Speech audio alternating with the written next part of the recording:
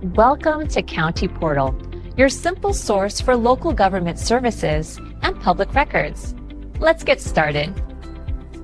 Today we're breaking down one of the most important and often confusing concepts in American law, the difference between procedural and substantive due process. You've likely heard the phrase due process of law from the 5th and 14th Amendments, which guarantee that the government can't deprive any person of life, liberty, or property without due process of law. But this single phrase actually contains two distinct, powerful ideas. Let's start with the first one, procedural due process. The key word here is procedural. This is all about the how. It dictates the procedures or the steps the government must follow before it can take away your life, liberty, or property. Think of it as the government's rulebook for fair play. It ensures you get a fair shake. The core components of procedural due process are notice and an opportunity to be heard. For example, if your city wants to fine you for an overgrown lawn, it can't just send you a bill out of the blue.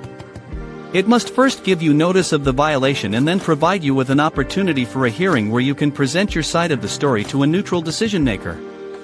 This applies to everything from a school suspension to a criminal trial. Procedural due process doesn't question the fairness of the law itself, it just makes sure the government follows a fair process when enforcing it. Now, let's look at the other side of the coin, substantive due process. The key word here is substantive. This is all about the what. It looks at the substance of the law itself and asks whether the government has a legitimate and sufficiently strong reason to pass that law in the first place, especially if it interferes with your fundamental rights. This doctrine protects certain liberties that are so fundamental to who we are that they may not even be explicitly listed in the Constitution.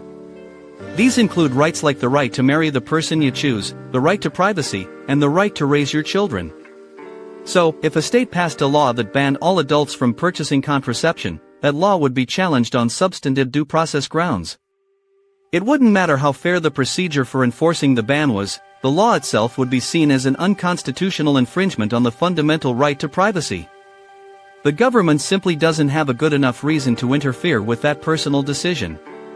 So, to sum it up in the simplest terms, procedural due process is about fair process. Did the government follow the rules? Substantive due process is about fundamental rights. Does the government have the right to make this rule at all? One ensures a fair game, and the other questions whether the game itself is fair to begin with. Thanks so much for watching. If this explanation helped clear things up for you, please do us a favor and hit that like button, and be sure to subscribe to the channel for more simple breakdowns of complex legal topics. We'll see you in the next video.